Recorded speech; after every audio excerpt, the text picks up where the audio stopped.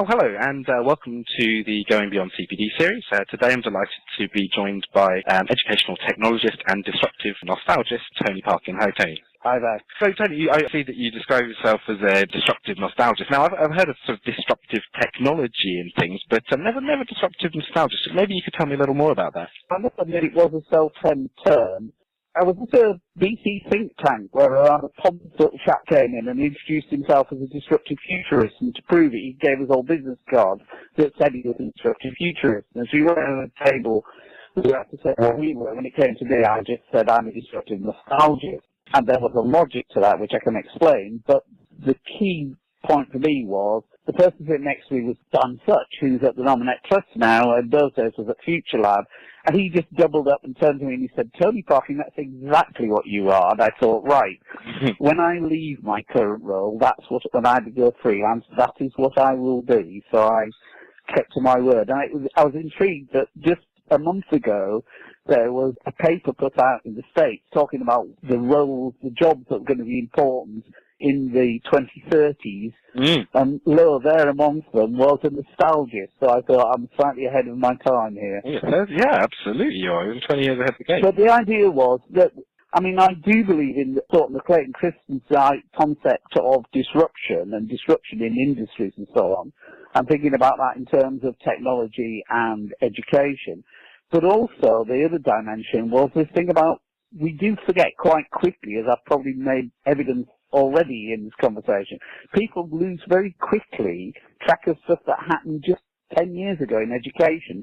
So part of the nostalgia bit was actually remembering back to what happened last time, not to turn around and say, we did that before and it didn't work, but to turn around and say, we did that before, so how do we not make the same mistakes this time? Well, I think that's the key thing about mistakes, isn't it? Yeah.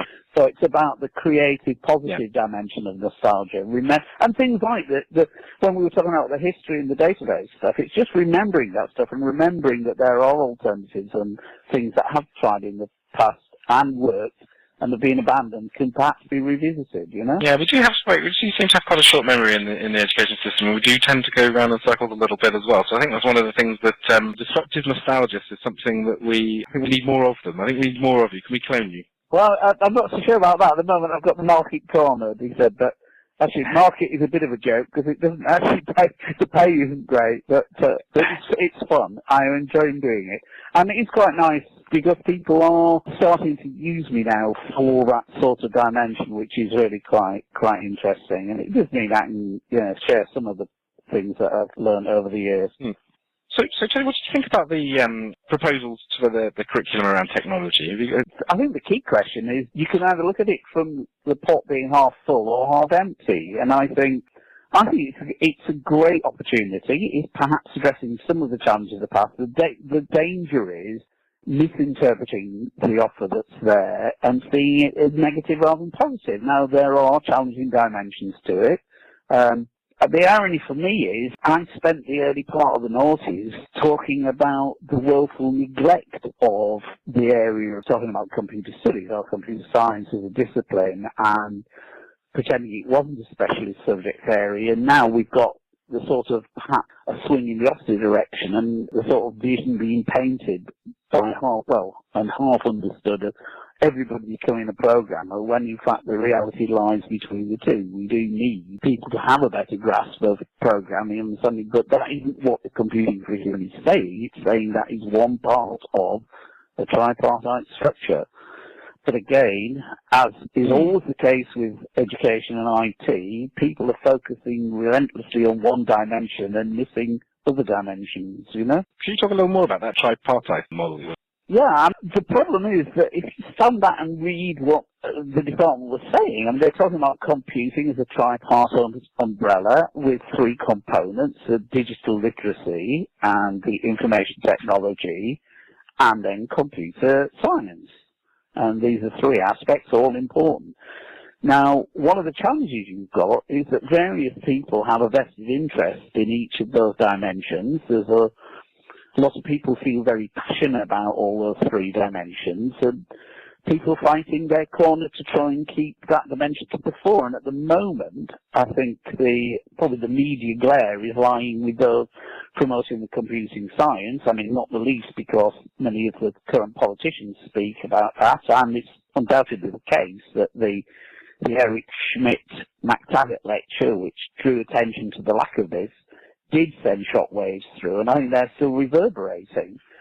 But I think if you look at what the computing curriculum aims to do, it is to deliver on all those three, the digital literacy, the IT, and the computer science. Perhaps if we had a little more conversation about the first two and a little less about the latter, it might be helpful. Mm-hmm. I must admit, it's not an area that I've, spent, I mean, obviously, our company and my focus has always been around, professional development and working with teachers. So this area is kind of new to me, so it's interesting, just to hear from you your perspectives on it. And so in terms of the way that it expresses itself in the curriculum, is that the process of studying computing and information technology as a subject, or is it talking about new curriculum, talking about embedding it throughout all the subject areas? Right, well, there isn't much talk of embedding. I think that the thing is, there's a danger of a rant coming on here, because it is this thing about political whims and fashions. I mean, embedding was seen as a word used by the previous party in government and so is avoided. So we see this silly ritual dance being played. But it is quite a complex and sophisticated picture, because, for instance, there's innumerable arguments about what constitutes or doesn't constitute digital literacy, what is IT. You get people arguing about the difference between coding and programming. All of these things matter to some degree, but the danger is that in being caught up with all that debate, that sometimes the bigger picture gets lost. And the bigger picture is that all these three dimensions are needed if you're going to be a successful person coming out and going into the world of work currently. So we need all three to be there. I think part of the focus on the computing side is, I mean, there are lots of different aspects about why that's being focused on. First of all, there's more words about it in the new draft version of the curriculum, and that's because it was an area of neglect, so the people developing it spelt that out more thoroughly. And I don't think it means it's more important, it just means they need to spell out what exactly was required, because it's an area that's been neglected for a while. I think it's also the fact that some of the people driving the agendas have a vested interest in computing science, and, where there's development, there's funding, and so there's an element of that involved. But I think it's also that there's a massive area of challenge in terms of professional development for teachers. Because of the three aspects of computing, if there's an area that most teachers will have had least contact with, it probably is the computing science aspect. I think a lot of people, frankly, just went tits up when they saw the word algorithms at Key Stage 1, and they're still sort of trying to struggle back on their feet. And I think I understand why the word was there, and the word has value and meaning, but the danger is that the scare factor comes in, and people get terrified about doing something, which actually, if it's led well and shown well, it's stuff that good teachers have been doing all the time anyway. They maybe just haven't used some of the jargon or professional terms like algorithm, but they'd be teaching the sort of thinking. And really the focus is on the computational thinking aspects rather than the programming and so on per se. But sadly, it is a jargon or a vocabulary that not many teachers are familiar with. I think it's fascinating to look at the. I'm a particular fan of the TEAM model and the work that the SSAT and people before have done on that, and just bedding.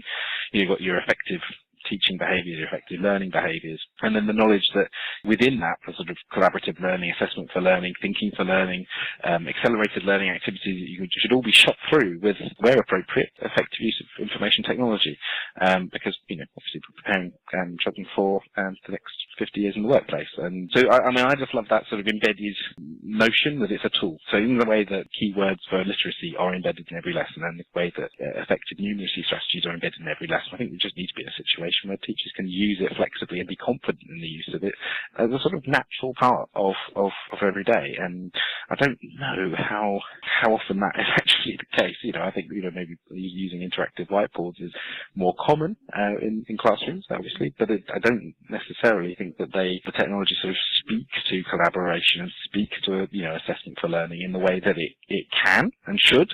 But, it's me on a personal rant. No, I quite agree. I mean, one of the career steps I haven't mentioned was I was actually on the interactive whiteboards technology board.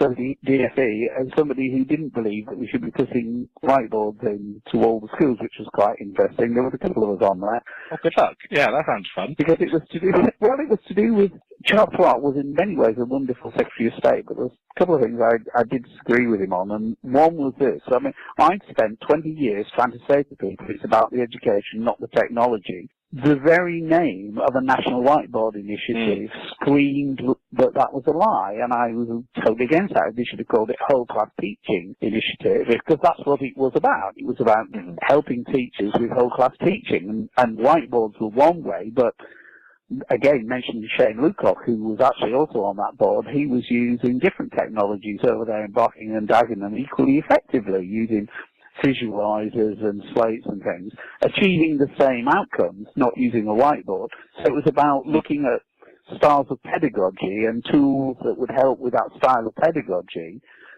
not about whiteboards. However, it has been pointed out to me, if you really want to shift a culture and do a change, you have to take some hostages and you just have to roll some things out. And I think that was a political decision rather than an educational decision, and I do understand that, but I personally was never a huge fan of the whiteboard, mainly because I saw them being largely used as very expensive projection screens. I couldn't agree more, sort of reinforcing a sort of didactic model and all that kind of stuff. But having said that, I mean, if you asked me as a teacher whether a window on the world on the wall of my classroom would be helpful, I'm going to say yes.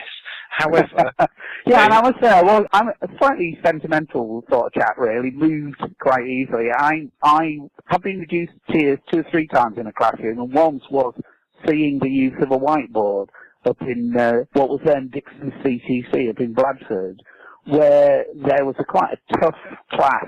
It's an inner city school with some quite challenging customers. Class that was largely 14, 15-year-old boys doing poetry.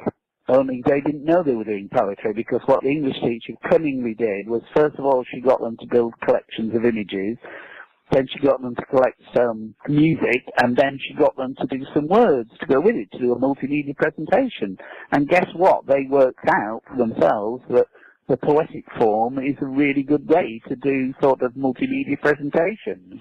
One of the boys stood up and did this poem, which literally I had to go out of the room because I was so moved, and my eyes are still pricking at it now, because he just told the toughness of the life he was experiencing. He didn't even know he was doing poetry. He thought he was doing a multimedia presentation, but he sort of did this poem in front of these words and with this music soundtrack that was incredibly powerful.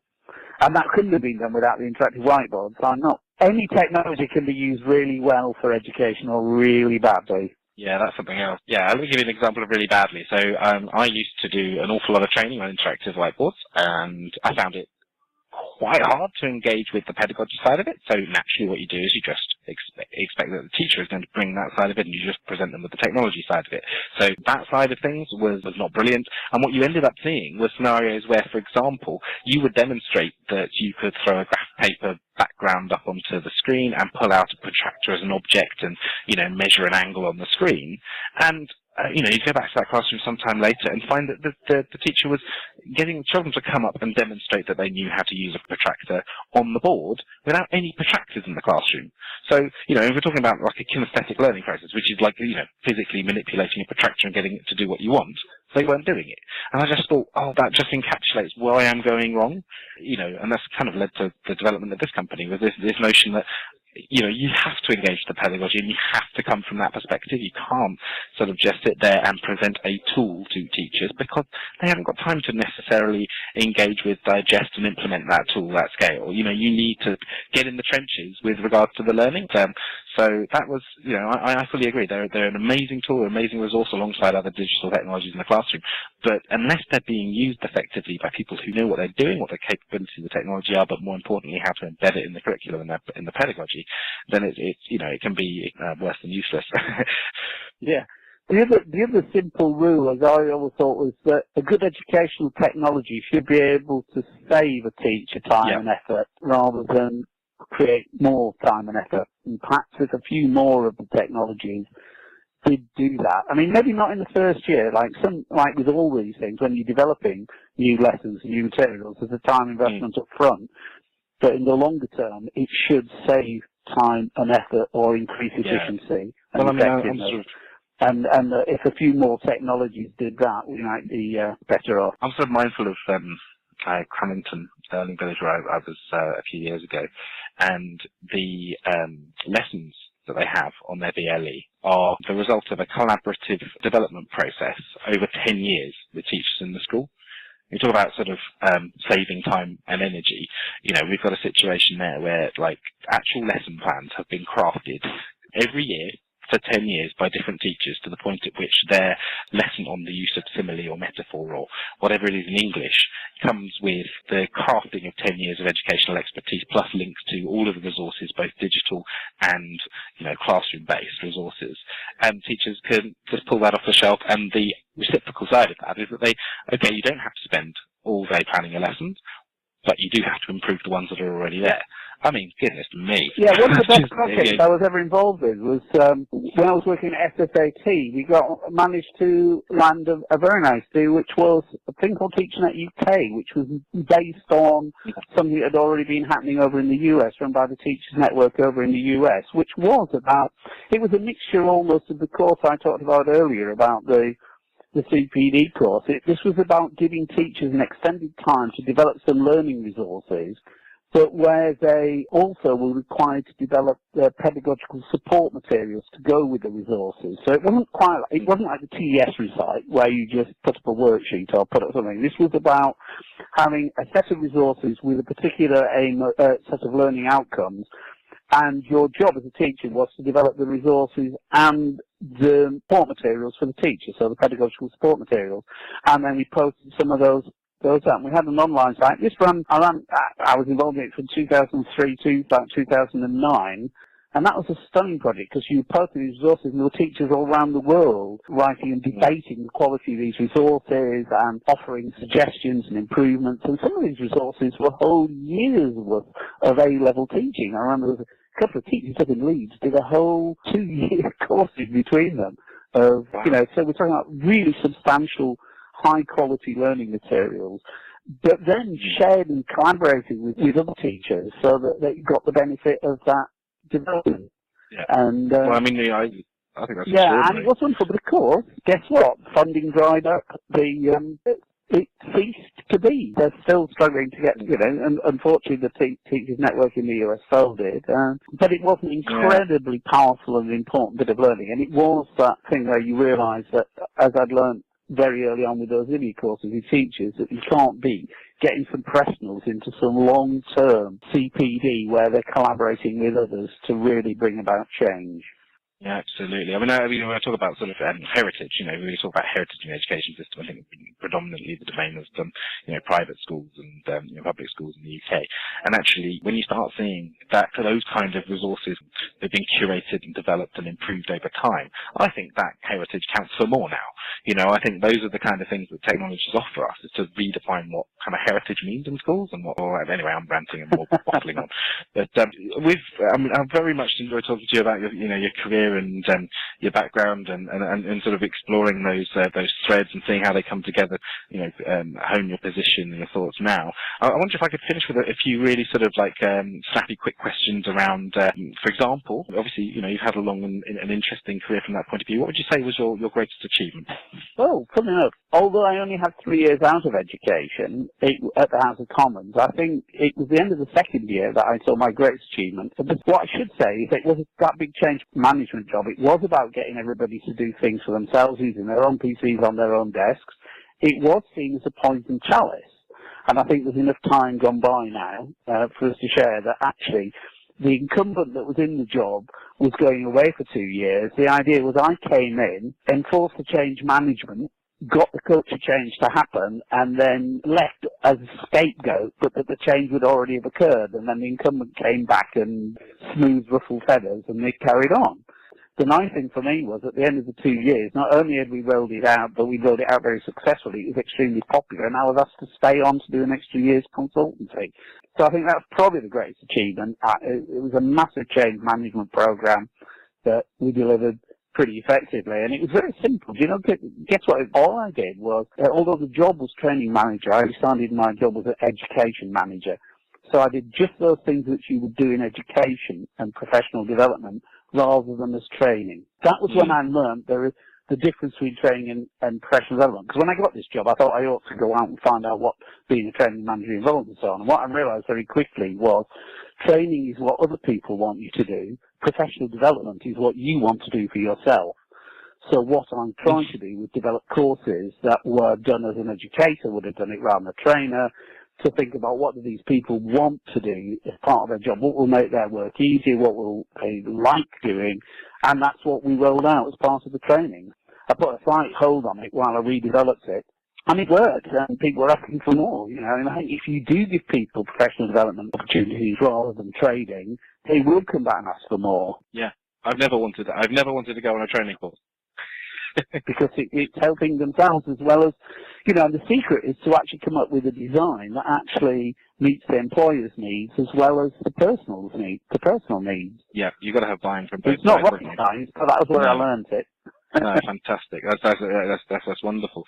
If you could change anything in the education system, what would it be? Yeah, I mean, I've mentioned a couple of times, I'm slightly, I understand the value of the political dimension. I do think we're somewhat too subject to the political life cycle, the 5-year loop, the potential for change, people desperate to get their measures through in 5 years. And I don't think, there was a wonderful guy called Leslie Ryder who set up the Learning Resources branch in Ilya, and he left me with 2 or 3 really key messages. One of the key things he said to us, look, when you guys go out and be educational technologists, I don't want to hear stories of you trailing leads instead of glory down the corridors of academia. I want you to make a difference. That trailing leads, not glory, was one that stuck with me. You know, sometimes I've challenged myself, am I just trailing leads, or is there some glory in this? But that was a very key message for me in terms of the learning the way forward, and I've totally forgotten why I started that line. Andy, I'm sorry. It's all right. We're talking about just anything you change in the system at the moment. Oh, right, yeah, changing the system. Sorry, you know, right. So having got that training leads into the glory, that everything since has been subject to these political changes, and too rapidly. The other thing Leslie Ryder taught me was, he said, look, people will expect you to make a difference in 5 years.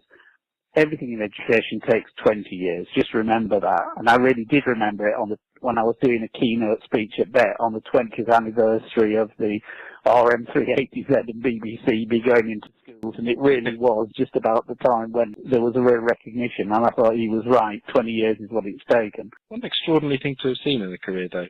Honestly, I mean, you know, I don't think there could be many fields where you would see such rapid and fundamental change.